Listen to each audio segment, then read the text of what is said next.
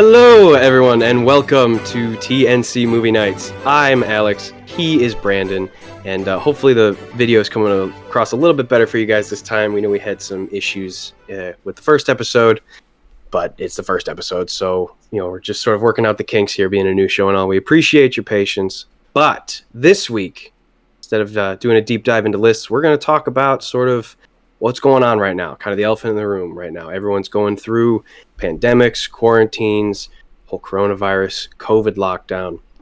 So first things first, I'll kick it to you, Brandon.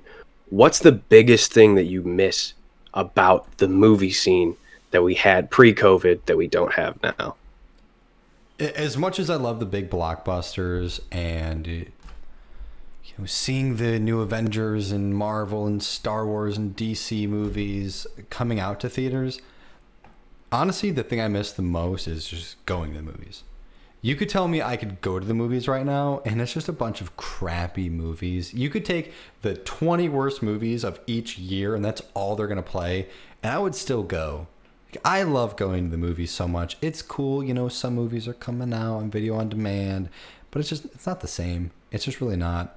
I really miss going to get my popcorn and getting my big 54-ounce drink and then, trying to not pee in the movie. It's like all that is like such an experience.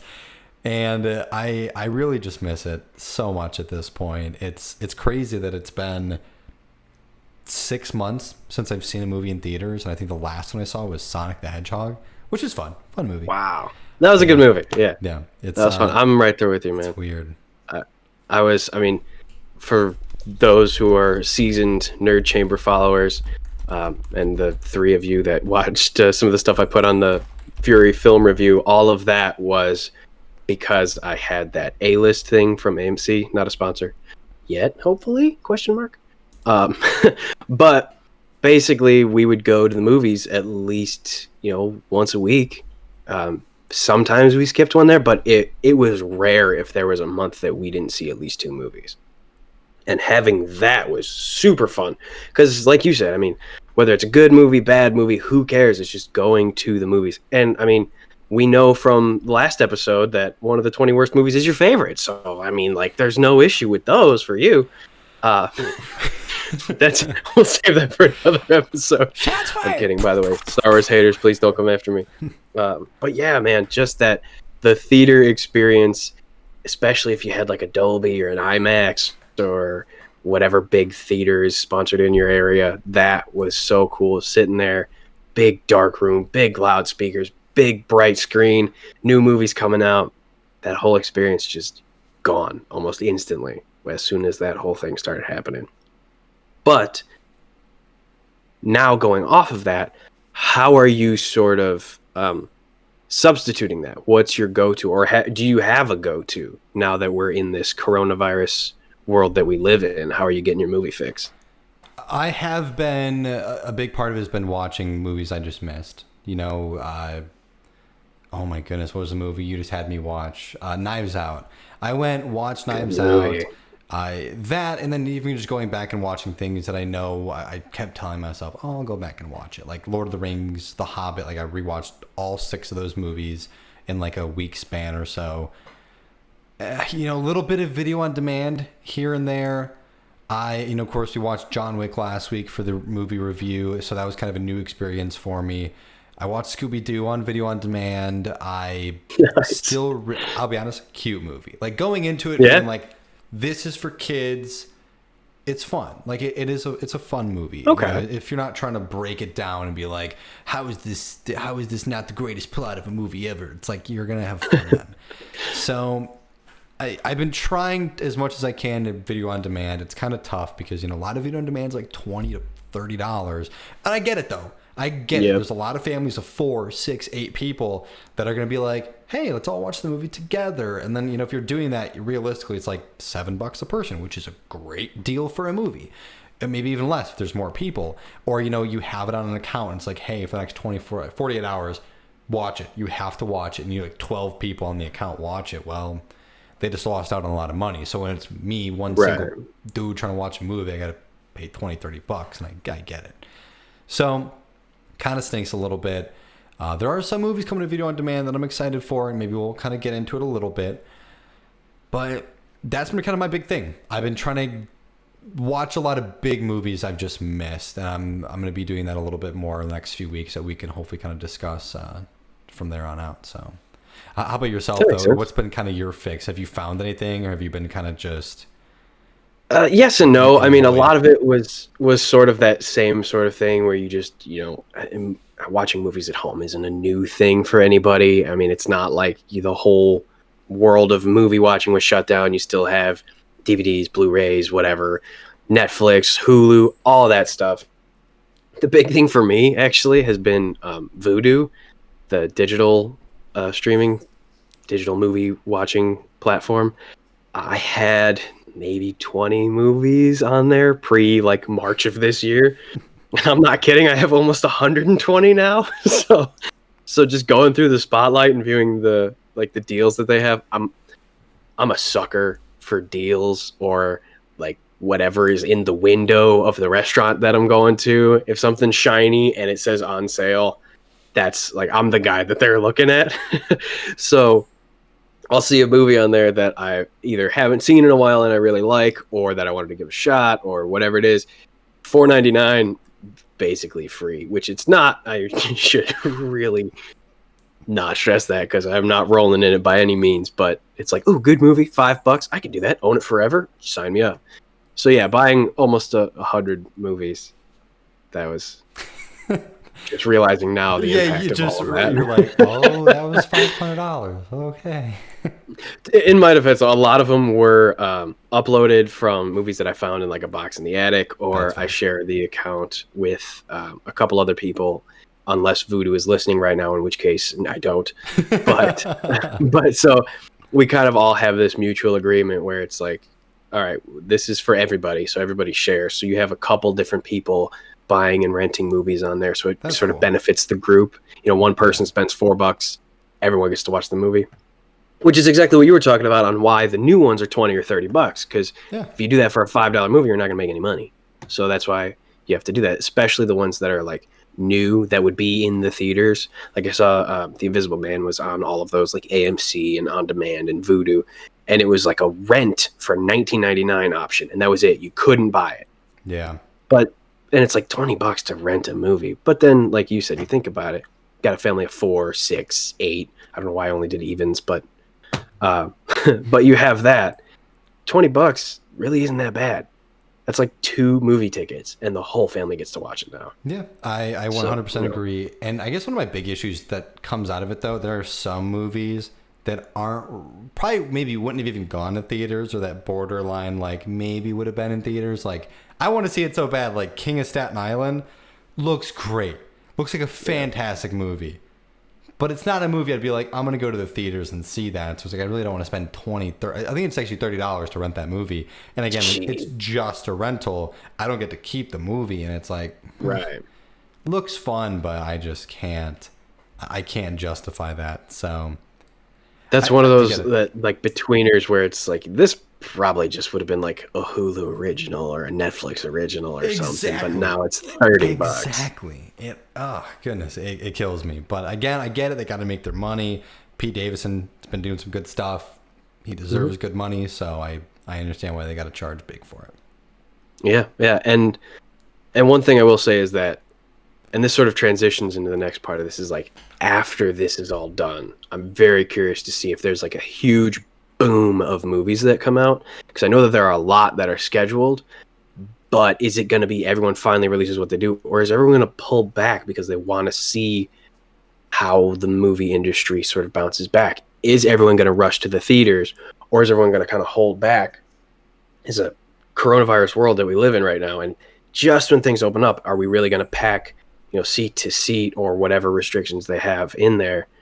Are we really going to be rushing back to the theaters? So I'd be curious to see, and I started to see it a little bit when they're showing like popular movies in theaters. I saw The Princess Bride was available for the 2 weeks that it looked like the movie theater was going to be open a couple of months ago.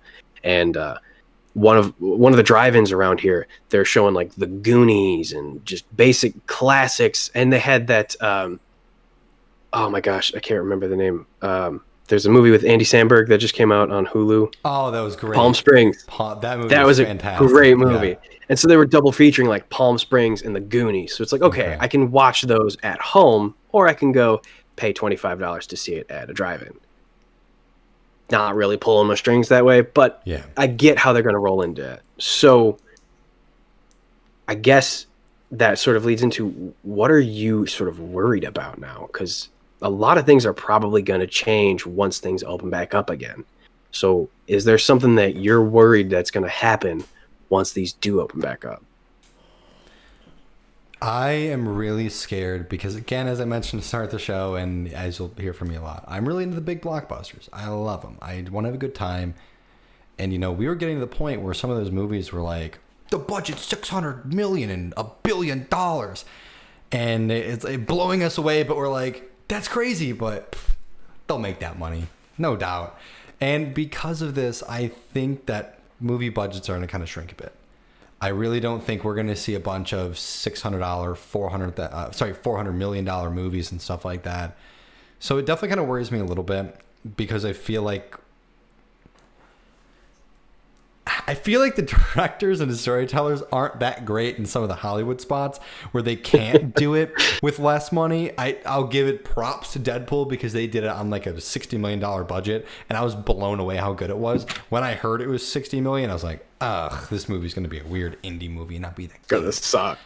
And it was great. It was fantastic. They did it with $60 million, and then I think that did show that you can make a good movie with 60, 80, 100 million and still have a lot of fun with it. But I think it's because the directors, the writers were so good in that movie area, where they're so good of films at times because the art direction, the cinematography, and what cool stuff they can do on screen, that a lot of their movies are kind of a little weaker in the story department. And we cut them slack because of the budgets and what they can do with the films. So if we see people like that, you know, with a $150 million budget, I don't know. Like I'm scared of what those directors will do, and I'm worried that we'll see kind of the blockbusters kind of take a little bit of a dive because of what they're able to do with the budgets. Because I don't think people will just flock to the theaters. Don't get me wrong, some areas they will. There are certain areas in the world that people are maybe a little more open to it. Don't get me wrong, when it opens back up, I'm gonna be like, you know, it's 20% filled right now in that movie, I'll go watch it. So I'll, you know, go online and see, you know, how the seating is looking, and I'll go if it's okay at a certain extent. So that's my big concern. It'll be good, though. It'll be good for the indie movies. It'll be good for the lower budget films. And I think we'll actually see maybe a new wave of directors come in. And then maybe once the movie business gets bigger again, you'll see all these people that really wouldn't have had a chance. They blow up because they had this weird coronavirus chance. So it could be cool. It would be interesting to see what happens. So what's kind of your big fear, though? I mean, like, what's kind of hitting you?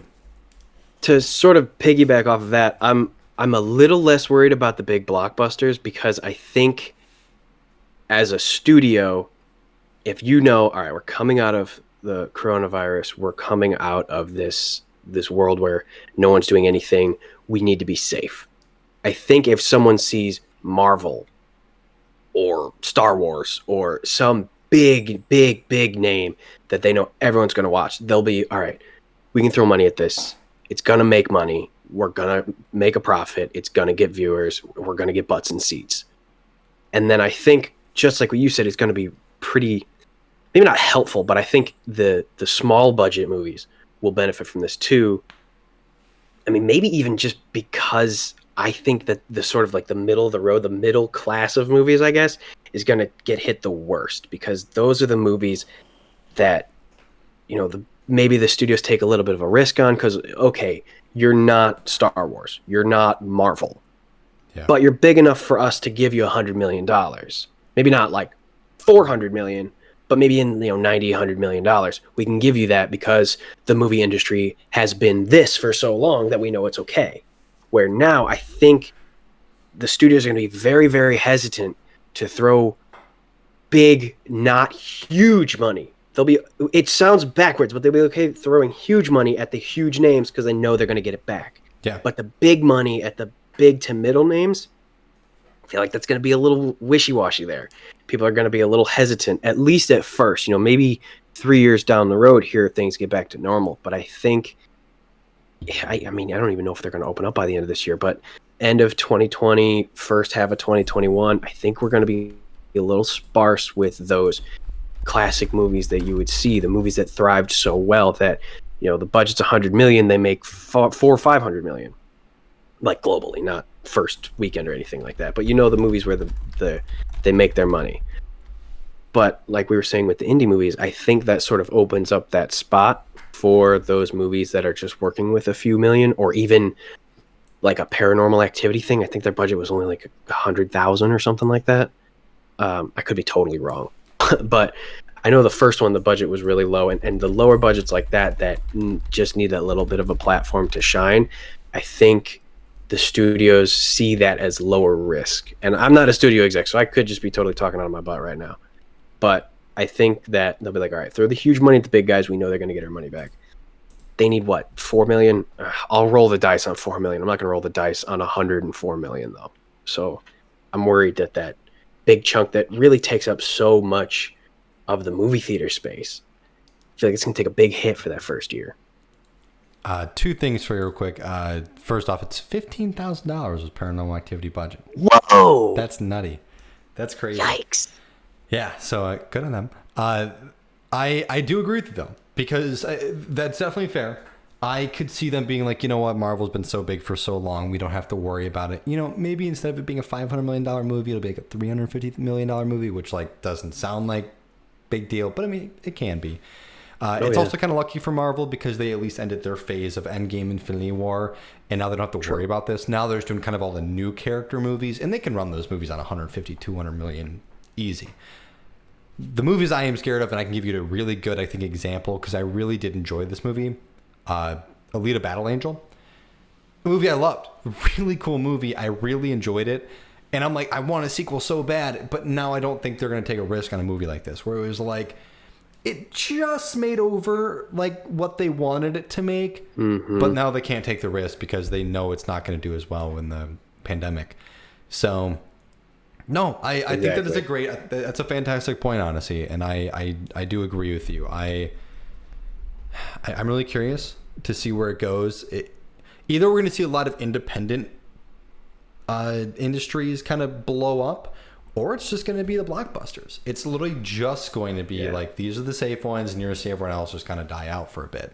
So, and keep an eye out for 2021 being the year of like PG-13, appeal to all audiences type, like the rom-coms, the buddy cop, the action comedy, the things that put butts in seats, because those tend to be less risky. So not the huge budget and not the two idiots with a camcorder, but just enough to where the studio knows, all right, we're going to make money on this. Not going to be an issue. It's going to have some person in there who's going to draw in some names. So keep an eye out for Central Intelligence 2 with, The Rock and Kevin Hart, and just, you know what I mean? Those sort of movies where they know there's no risk. It's PG-13. Everyone's going to see it. It's a something comedy, or it's a something lighthearted, fun movie. Maybe those popcorn movies we were talking about before. I feel like those are going to fill the screens for a little while because those tend to be the safest in terms of financial stability for the studios. So we might be doing some reviews on a lot of buddy cop movies out there.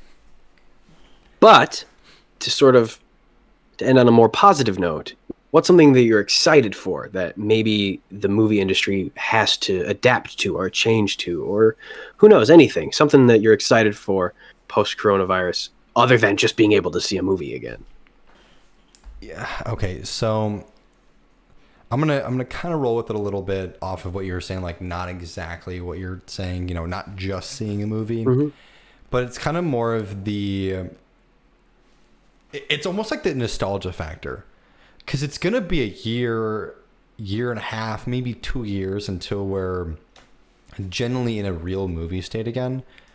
And it's going to be the first time walking in that theater to purchase my ticket. I'm a very big online buying my ticket person. But I just thinking about it right now, like I think I might almost choke up a little bit. Like getting to walk into a theater again. I'll mention it now because I'm sure it'll come up again. I don't have a sense of smell, but like for people to be able to like smell popcorn again, like freshly made and buttered popcorn, and walking over to have them rip your ticket, like it gives you chills. It really does. Man, where are you going where they still rip tickets? Where's beeping phones nowadays? Well, I mean, depending Theater where, I mean, 7. yeah, fair. I mean, I would say most places, but I mean, if you actually buy them in the theater, you still get a little ticket stub. Oh, wow. So yeah, I know. I'm the person who just buys online, but that's kind of the thing I'm most excited for. I don't care what movie I see; it's more just the getting to walk into a physical movie theater and seeing the ushers, seeing the concessionist, and all that just rushing me all at once. I mean, you could tell me I'm gonna have to go watch the worst movie. I'm going to say what, Revenge of the Sith. I wasn't gonna. I've said it loud and proud that I think that new Doolittle movie is the worst movie ever made. Fair. Go check out the review. You could tell me Doolittle 2 is coming out, and I'll be like, let's go. Like I'm ready. I don't care what movie I have to see. The experience of walking into that carpet again, walking and seeing all the lights and the little signs of this movie's playing, like that's, I'm genuinely very excited for that. Yeah, man, I'm right there with you. Sitting in the seats, big old bucket on your lap, and then you feel the chairs rumble with the bass when it first kicks in, the lights go dark. But outside of the movie theater, for me, and sort of into the world of the movie making, the thing that I'm a little excited for is that this is sort of an adapt or die sort of time. You know, the necessity is the mother of invention, or whatever sort of saying you've heard 1,000 times you want to input here. But I know a lot of studios now are having to do things so differently than they have been. And so I'm really excited to sort of see what that means. The new ways of filming people, just having people in the same room is not an option right now. Yeah. So I know right now, the new Jurassic World right now, they're filming, and everyone had to be super quarantined. The actual film sets, they have to be so minimalistic. And so I'm curious to see what that looks like on the screen. And there's gonna be some movies where it just doesn't work. But I'm really excited to see the ones where it does, where you're like, that's brilliant, and I've never seen that before. Sort of that, I mean, the only way I can describe it is that feeling when you first see one of those groundbreaking movies. Like, I remember watching Avatar in the theaters with the new 3D technology that they had. I was blown away. I watched it again, and you're like, this is just kind of decent film-ish, kind of weird. Thank you. But it is. Like, it's good. It's good. It's a fine movie, but some people tell me it's like the greatest movie of all time. Don't get me wrong.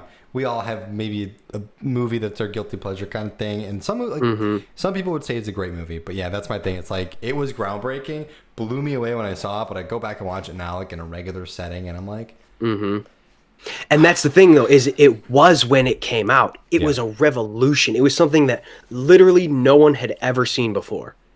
And so you're just like, oh my God, I can't believe that my eyes just got to experience that. And so I'm really... It really did. Yeah, for real. Movie, before it was just the red and the blue, and who cares? Because of that movie, I just see 3D now. Like, I would not go to a normal movie. I love 3D movies now, thanks to Avatar. So, and I'm waiting to see what that version of post-COVID that we get to see in the theaters, where you go, holy crap! I can't believe we used to make movies any other way. And I don't even know if that's gonna happen, but I feel like something is gonna have to change, because people just can't make movies, at least for now. I mean, eventually when things get back to normal, I'm sure it'll happen and people will fall back into their old ways. But anytime something drastic like this happens, there's something that comes out where you're like, all right, that was awful, but now we get to see this. And so I'm super, super excited about that. I'm really curious how they're going to do crowds. I wonder if we're going to be in the theater and let's say it's in a Marvel movie or Jurassic World and you see all these people running together. Is it going to look just so terrible? And like the like the industry just had to be like, you know what, this is the best we can do. This is the only way we can do it. And it looks like they're almost in different areas, but they're in the same area kind of thing. Or is it just gonna be like you don't even think about it. Like you watch the movie, you're like, oh, everyone's running away, that's crazy. And then you finish the movie, you're like, how did they film that during COVID? And then you're like, that's fantastic editing. So yeah, man. I'm excited to see where it snowballs. Yeah. Because it's gonna be weird at first. It's gonna not feel right at first for some of the things. You're gonna see it on the screen. There's gonna be a movie out there, maybe several movies, where you're like, damn, they had to make some changes because of what's going on right now. But then, I don't know how long it's going to be. I don't know if it's going to happen, but I just got this feeling that there's going to be something where we're like, holy crap. Because they were forced to do it differently, they sort of restarted everything and looked at how do we do this the best way. Now with what we have, how do we make this just that movie experience? So I'm pumped. Yeah, totally fair. Yeah. Well, I think we can stop talking about all the terrible things in the world right now with COVID, but tell the people where they can find us, Brandon. Well, before I jump into exactly where they can find us, I just want to say I'm sure you guys can see it on the screen now. You'll see it on all of our social media at this point when the show comes out on Wednesday. Got some cool logos. I am super excited. The work was fantastic. I just want to, while I explain everything with them, I'm going to go ahead and pull up the person on Fiverr. I want to give them a shout out. They were freaking-tastic. Got to us so quick. Got the stuff done. Did our little changes for us and within like 12 hours, which was insane. Yeah, and especially back the same day. Yeah, especially because also I think they were like in a 12-hour time zone different than us. So props on them for getting everything done in such a good way. It's Sakura Vocal, Sakura Vocal, Vocal. If you need any logo work done, please go hit them up with any sort of cartoon, artsy stuff. Absolutely fantastic. As you can see what the logo is, though, kind of just to describe it a little bit, I'm sure it doesn't need too much of an explanation, but you got Alex. Sakura Vocal hit it out of the park, man. She really did. So we have Alex with his little popcorn bucket helmet with his giant popcorn mace. And then you got me holding a little Oscar award and then the little movie clapper with it slightly raised. And it's fantastic. You got the kind of like poorly made Halloween costume armor on. And it's adorable. It's really great. She got some great banners. We have some fantastic artwork from her. And I cannot appreciate it more. It's fantastic. It's really... It really kind of puts us aside from other things, which is a lot of fun. Totally. But also, keep an eye out, because right there and right there are not the only place that it's going to be. I know we sort of mentioned it a little bit before. You'll notice we're wearing some things with some stuffs on them, and we might have some more things with some more stuffs on them in the future here. Yep, in the near future, I'm sure you guys can see some of our new logos on some new merch for us, and then it's going to be spreadshirt.com/thenerdchambers. Of course, you can check us out on Instagram, Facebook, YouTube if you want to watch the live video. Of course, if you're on anything like Spotify or Google Play, Apple Podcast, or Anchor, the fantastic group who distributes all of our podcasts. Needs, love them. They've been fantastic for us with TNC for the Nerd Chambers, and of course now with TNC Movie Nights. So it's been a good time. Definitely go check us out just at TNC Movie Nights. If you want to follow us on, again, any sort of social media platforms, we'll let you know when we're posting stuff, when we'll be doing things, what reviews we'll be doing, maybe little polls on what we should watch next or what should the next show be about. Let us know what you think. We're open to any sort of criticism, comment. If you want to give us some love, we appreciate it. So yeah, it's been a lot of fun. This is TNC Movie Nights episode 2, talking that pandemic COVID situation with the movie business.